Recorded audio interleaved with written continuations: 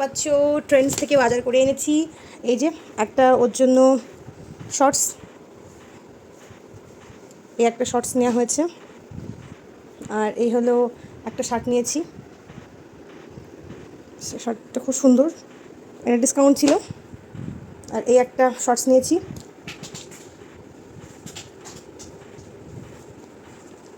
এই হচ্ছে এই শার্টটা আমি ওকে গিফট করেছি, কালারটা কি প্রিটি না। আর এটা হচ্ছে আমার কোয়ারসেট, এই দেখো, মানে সব এটা বেডটাও সাদা তো তাই হয়তো বুঝতে পারতেছ না। এই যে এই সেট। তো তোমরা তো দেখতেই পেলে যে আমরা কাটোয়া গিয়ে মানে মাসি শাশুড়ি মা আমাদেরকে যা গিফট করেছিলেন সেইগুলো তো তোমাদেরকে দেখিয়েই দিলাম। তারপরে আমরা কি করলাম বলো তো, তারপরে আমরা দুপুরের গরম গরম ভাত আর ডিমের অমলেট খেলাম। তারপরে মা আবার যেটা করলো সেটা হচ্ছে এখানে মাগুর মাছ, তারপরে জিওল মাছ, অনেক কিছুই সেগুলো কাটাকুটো করে রান্না করে নিল। যাই হোক, এটা দুদিনকার মোটামুটি মানে ভ্লগের কিছু ক্লিপস রয়েছে এর মধ্যে।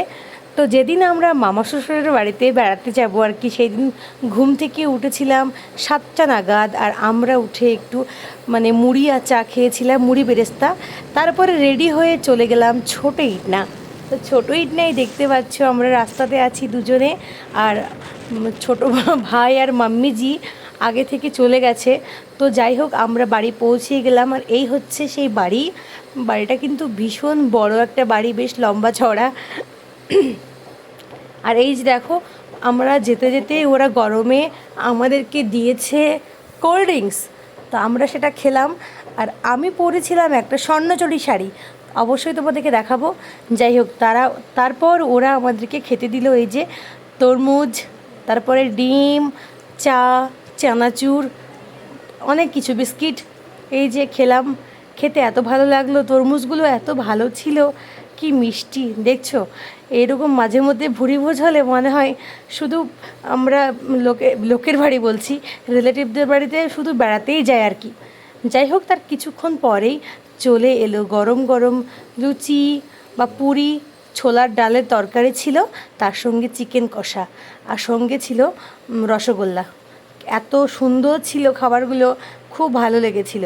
যেহেতু আমরা সকালে গিয়েছিলাম আর তখন আর তোমাদেরকে মানে বাড়িটা ভালো করে দেখাতে পারিনি, তাই এই যে আমার বরমশাই একটু এগুলো সব মানে একটু রেকর্ড করে নিয়েছিল। দেখতেই পাচ্ছ এত সুন্দর মাঠের মাঝখানে বাড়ি, আর চারিদিকে সবুজ দিয়ে মোড়া। আর সবুজ মানেই আমার ভীষণ ভালো লাগে, যেটা আমাকে খুবই মানে স্পর্শ করে। আর এই যে শুধু গোলাপ থেকে শুরু করে কি গাছ নেই, পুরো সবুজের বাহার বাড়িটিকে যেন আরও সৌন্দর্য বাড়ি দিয়েছে।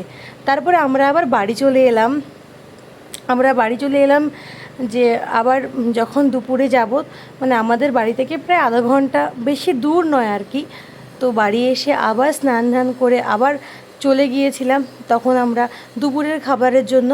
তো দুপুরে তাদেরকে বলেই রেখেছিলাম যে বেশি রকম কিছু রিচ খাবার আমরা খাবো না, কেননা প্রচণ্ড তীব্র গরম পড়ছে যেহেতু, তাই তারা আমাদের জন্য একটু হালকা পাতলা লাইট খাবারের ছিল, সেটাই খেয়েছিলাম।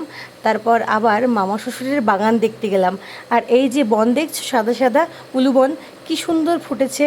আর এই যে কুমড়ো গাছ থেকে শুরু করে আখের মানে ঝাড়, আর এখানে এই যে সব গল্পগুজব করছে। তো এখানে তো দৃশ্যগুলো প্রচণ্ড মনোরম ছিল আর ভালোও লাগছিল। এই ছোট ছোট লিচু গাছ থেকে শুরু করে, আর এখানে আমাদের মাম্মিজি আখ নিয়েছে কিছু, এই যে সব কাটা কাটা আছে এই আখগুলো নিয়েছে। আর এখানে কুমড়ো গাছ আছে, সে কুমড়োটাও ধরেছে, তো দেখতে ভালো লাগছিল। তো ওখানে আমার বেশ মোটামুটি মানে আধা ঘন্টার মতো সময় কাটিয়েছিলাম বাগানে।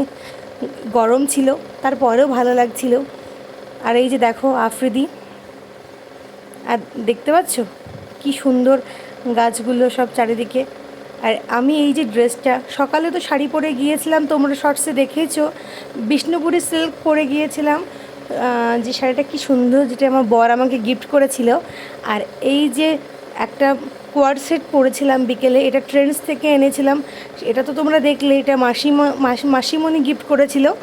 আর এই যে দেখো নয়নতারা ফুল, সাদা নয়নতারা ফুল বা এই যে পিঙ্ক নয়নতারা ফুল, বলো তো এটা কোন কাজে লাগে?